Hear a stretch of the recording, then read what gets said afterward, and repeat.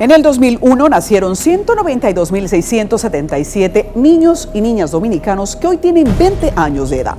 Muchos problemas que existían cuando esa generación nació siguen siendo los mismos, pese a que han pasado 4 presidentes, muchas promesas y muchos recursos. Hoy decidimos hacer un ejercicio especial para ustedes, al entrarnos en el más importante archivo periodístico del país, OGM. Es testigo de los últimos 70 años de historia dominicanos contados por la prensa. En un archivo histórico, propiedad de Multimedios del Caribe, o sea, CDN, gracias al cual les presentamos de qué hablaba la prensa un día como hoy, hace 20 años. Un día como hoy, hace 20 años, el país amanecía encendido por protestas en Capotillo.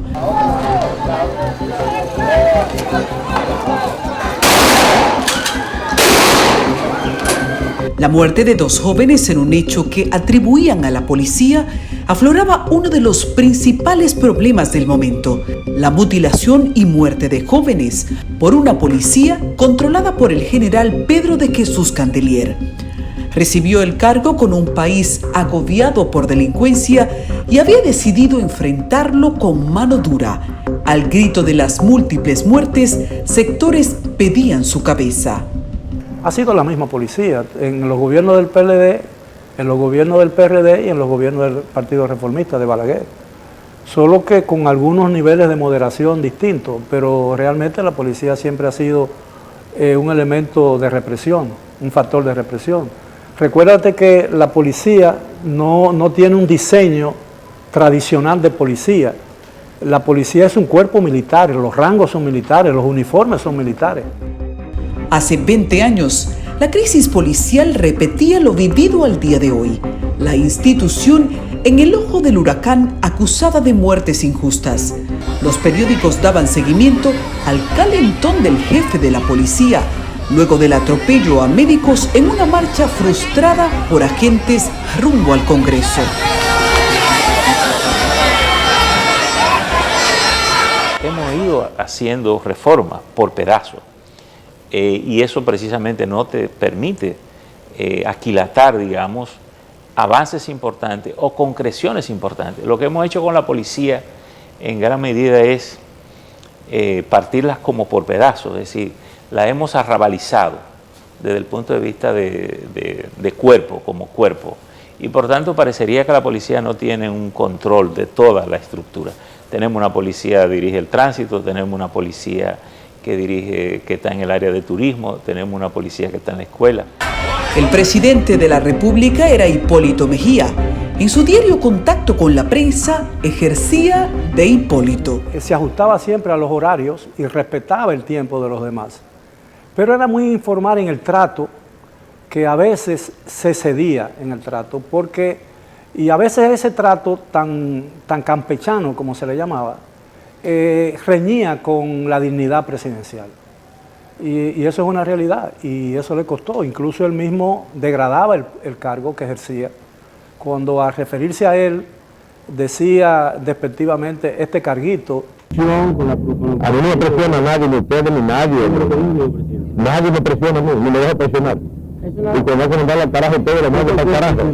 Llevaba 9 meses en el cargo y el jefe del Ministerio Público era Virgilio Bello Rosa, quien luego pasó a la historia como el procurador que renunció del cargo. Él tenía también un defecto muy grande que no tiene y no han tenido los otros presidentes. Él hablaba en cualquier sitio y ofrecía declaraciones sobre temas sobre los cuales él no tenía una información completa todavía del Estado dominicano. Ese es el problema que muchas veces incurren los presidentes cuando hablan y responden preguntas hechas a quemarropa, ¿no? Van a un sitio para la inauguración o para un tema y lo asalta un periodista o lo ataja un periodista y le hace una pregunta para el cual no está preparado. Y él respondía cualquier cosa y eso le ocasionó con reiterada frecuencia problemas de opinión pública muy graves. Los periódicos daban cuenta de $1 al 16 por 1, la res número 7 a 15,85, carne de pecho a 8,95, muslo de pollo a 9.95 y pechuga con hueso a 17.95. Economistas vaticinaban un gobierno de estabilidad que luego vio un infierno con el precio del dólar. Ya para mayo, es decir, para esta fecha, en el 2001, ya se evidenciaban problemas derivados de la política económica del gobierno. Habían aumentado los precios de los alimentos y de las medicinas, y había ya un evidente descontento en la población dominicana, que todavía no se reflejaba en términos de disturbios y protestas callejeras, porque todavía era muy temprano y el gobierno todavía tenía un nivel de aceptación muy alta. Pero ya era evidente que había fricciones al interno del gobierno. En economía, un término había llegado para quedarse: los bonos soberanos. En términos periodísticos era un término nuevo, o sea, acuñaba un término nuevo que usábamos en el lenguaje, digamos, de los títulos de los diarios y de los canales de televisión, porque era una modalidad en que ya el Estado dominicano se involucraba directamente al compromiso de la política de endeudamiento. Lo que importa no son los préstamos en sí mismos, sino el buen uso que se le dé al dinero proveniente de esos préstamos. Y yo diría que esta es una época de endeudamiento que queda un poco excusado en la pandemia y que ya tendríamos que ver cómo vamos a bregar con eso en el futuro, ¿verdad? Pero es un tema que vino y se quedó. Hay historias que se repiten. Para el 17 de mayo del 2001, la lotería estaba envuelta en otro lío. La venta irregular de fracatanes y un sorteo llamado la ventanita de la suerte. Algunos vivos seguían vendiendo el sorteo pese a que estaba anulado desde agosto del año anterior. Otros asuntos parecen haberse estancado en la historia. El tema haitiano era latente. El año anterior, la entrada masiva de inmigrantes haitianos provocó que en el 2001 se produjeran deportaciones a granel. Empresarios agrícolas reclamaban protección alegando que era mano de obra importante. El problema que tenemos nosotros es que la migración ilegal y creciente, indetenible, de haitianos hacia esta parte de la isla ya ha superado la capacidad que tiene la economía dominicana para absorberla.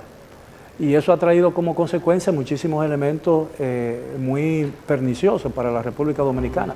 El tema hoy tiene una dimensión aún mayor, mientras se avanza en la construcción de un muro en la frontera. La ADP, igualito que hoy, iba contra la corriente, a diferencia de que actualmente es dirigida por PRMistas. Era noticia una gran convocatoria a paro que en algunos lugares de paso no funcionó.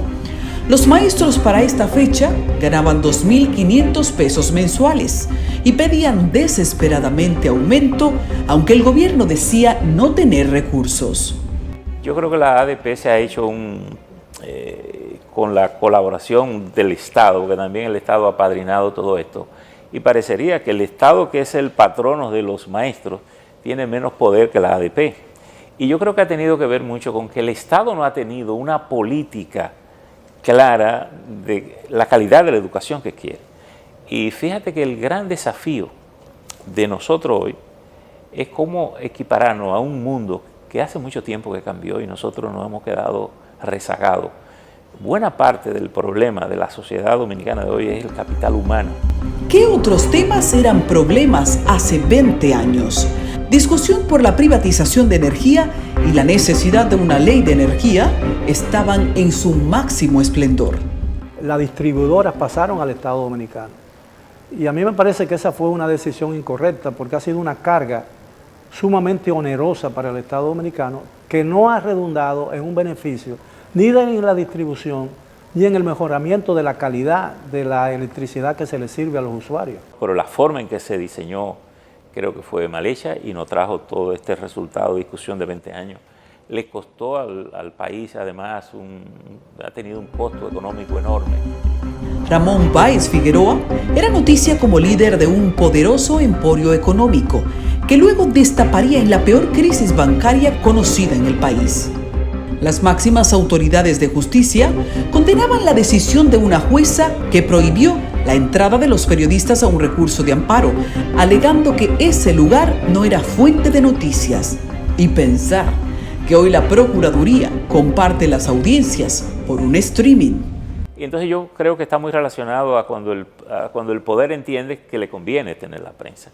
Por eso siempre he dicho que la lucha por la libertad de expresión, de prensa, de acceso a la prensa, es un trabajo que no termina nunca.